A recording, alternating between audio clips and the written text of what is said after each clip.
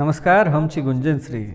Mithila चैप्टरक podcast series भोर कहैत अछि में आइ प्रस्तुत अछि सुकांत सोमक कविता एकटा बिसरल संबोधन। धारक घुरती प्रवाह पर फेर एकटा गीत, मीत हे घुरि आउ।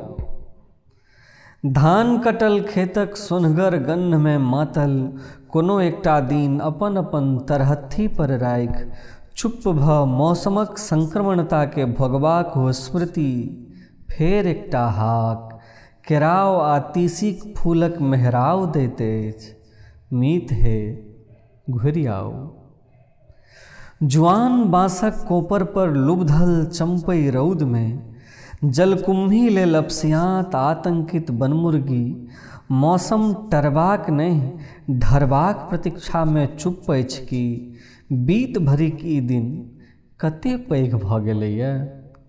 आ ओम्हर बताह तोरीक आवारगी सँ पीड़ित दुपहरियाक एकेटा एकांत आवाज, मीत हे मौसमक संक्रमण में फेर एकटा भोर एकटा साँझ आ धारक घुरती प्रवाह में फेर एकटा गीत, मीत हे घुरि आउ।